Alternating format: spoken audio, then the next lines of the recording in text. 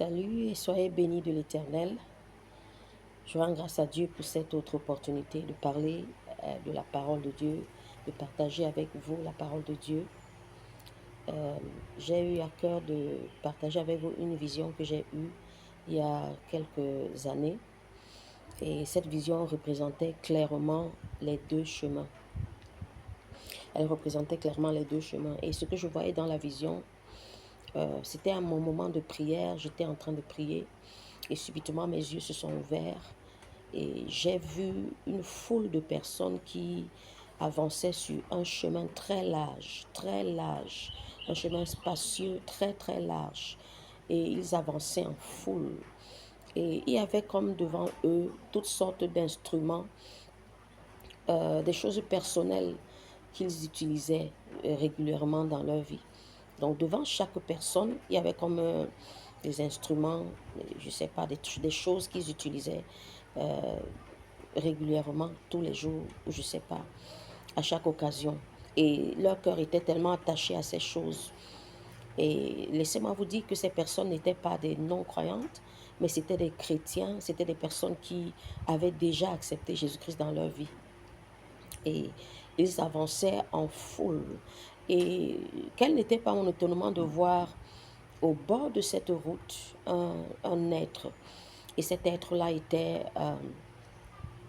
il avait les pieds de, il avait une tête de, de chèvre. Il avait une tête de bouc. Voilà, c'est ça. Il avait une tête de bouc. Et ses pieds étaient, au, au, au niveau de ses pieds, c'était toujours les pieds de bouc. Il avait des pieds de bouc. Et le reste du corps était comme un être, le corps d'un être humain. Et il était là. Et quand ces gens avançaient, plus ces gens avançaient, ils étaient sur une large voie très spacieuse. Et quand ces gens avançaient, au bout d'un moment, ce bouc, ce bouc, il soufflait sur eux. Et lorsqu'il soufflait sur eux, les gens qui avançaient commençaient à se disputer et les autres, les uns essayaient de prendre ce qui était devant les autres et ça créait un vacarme et une dispute. Ils se disputaient à cause de toutes ces choses.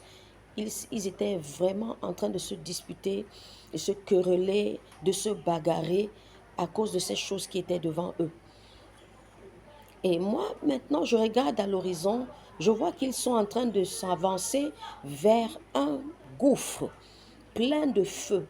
Ils étaient en train de s'avancer vers un gouffre plein de feu. Et lorsque j'ai vu ça, j'ai été très alarmée.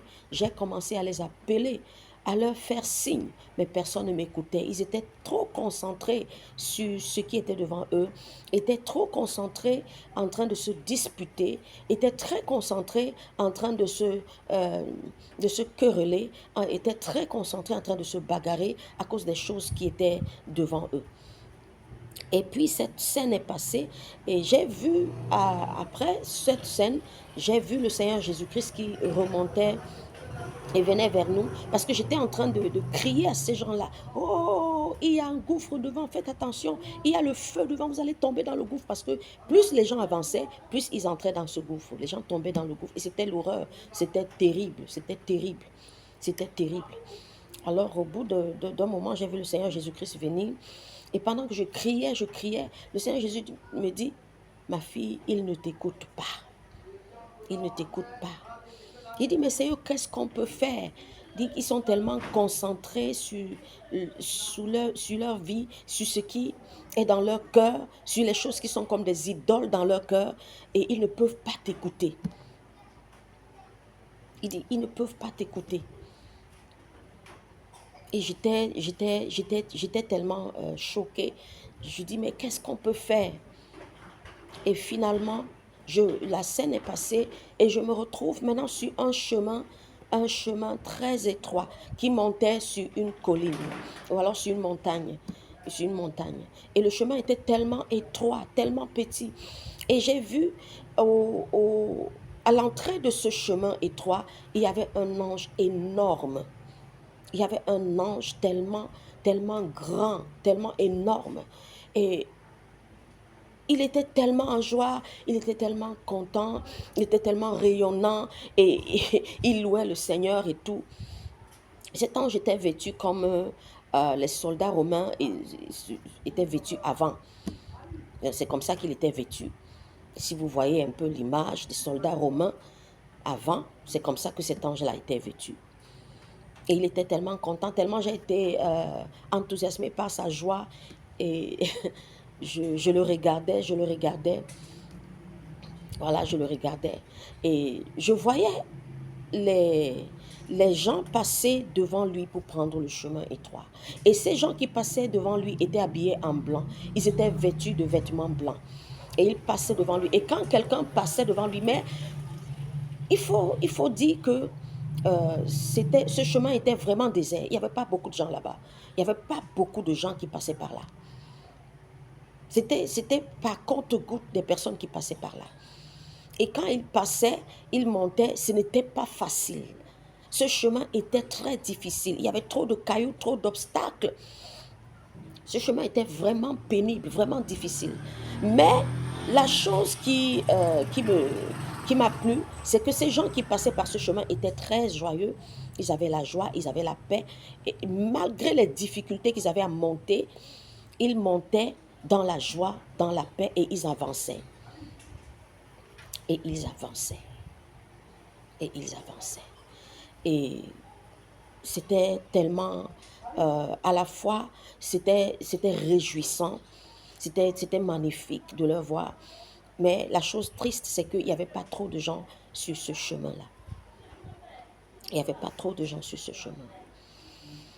Et du coup,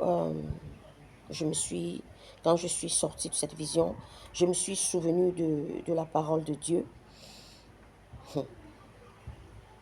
La Bible dit dans Matthieu chapitre 7, verset 3, « Entrez par la porte étroite, car large est la porte, spacieux est le chemin qui mène à la perdition. Et il y en a beaucoup qui entrent par là. » Vous voyez, ces personnes représentent nous les chrétiens aujourd'hui. Et nous sommes distraits par beaucoup de choses. Certains enfants de Dieu, bien qu'ils soient enfants de Dieu, ils sont distraits par beaucoup de choses.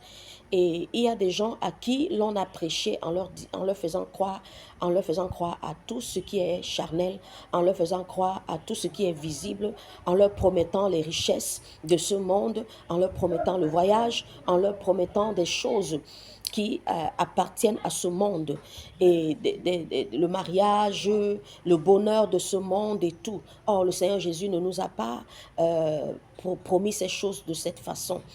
Le Seigneur Jésus-Christ nous a promis la vie éternelle, la paix. La paix. Et souvenez-vous, quand il parlait à ses disciples, il leur a dit, je vous donne la paix, je vous laisse ma paix. Moi, je ne vous donne pas comme le monde donne, que votre cœur ne se trouble point et ne s'alarme point. Et du coup, le Seigneur Jésus a continué à dire à ses disciples qu'il viendrait les chercher, qu'il devrait s'attacher. Et l'apôtre Paul dit dans Colossiens chapitre 3, de nous attacher aux choses d'en haut, de nous attacher aux choses d'en haut, et non à celles qui sont sur la terre.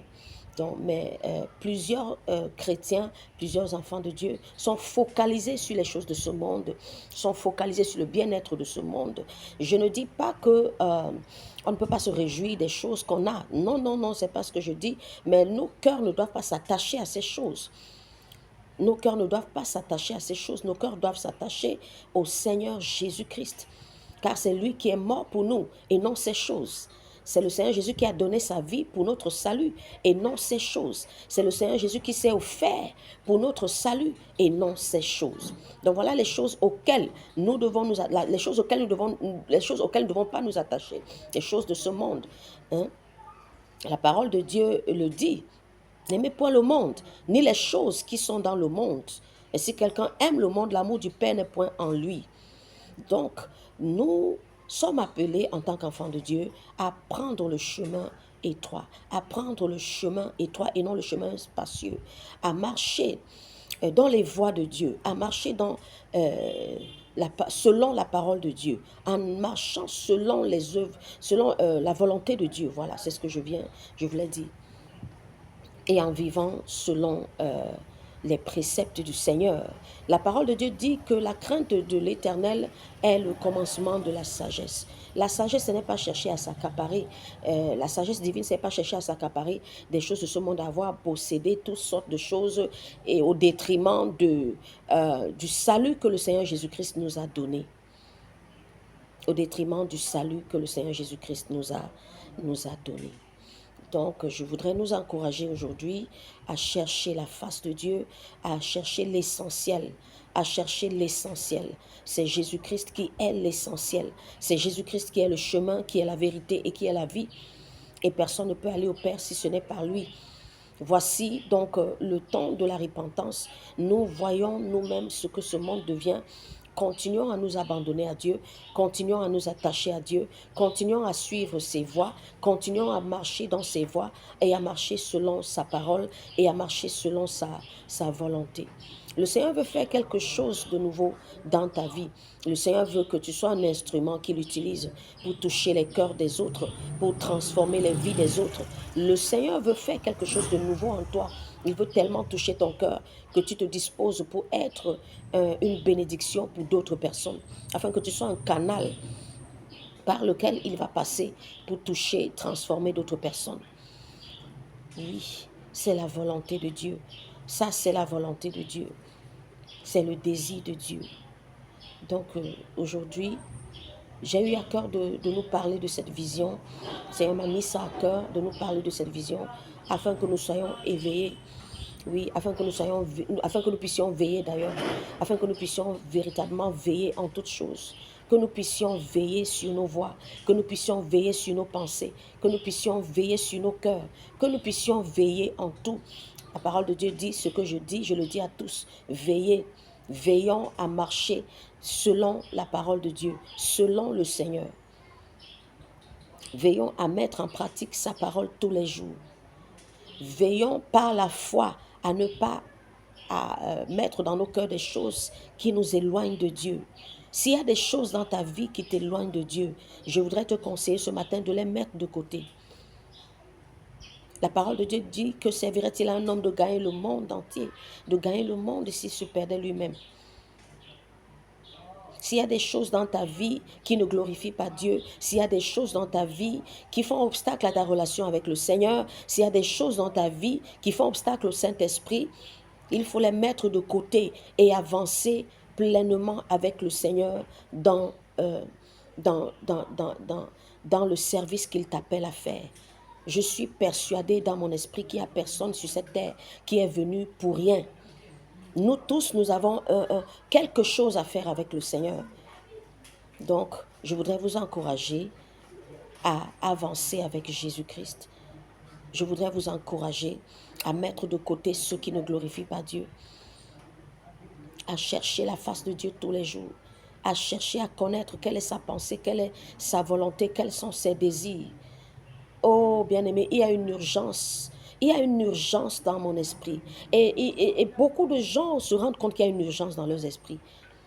Je suis sûre que toi, tu m'écoutes. Tu sais qu'il y a une urgence dans ton esprit. Il y a quelque chose qui te dit qu'il y a quelque chose qui arrive.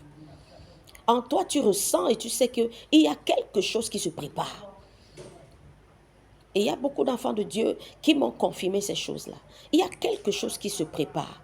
Toi, comment donc est-ce que tu te prépares par rapport à ces choses qui vont venir dans le monde? La seule véritable préparation, c'est être en intimité avec le Seigneur.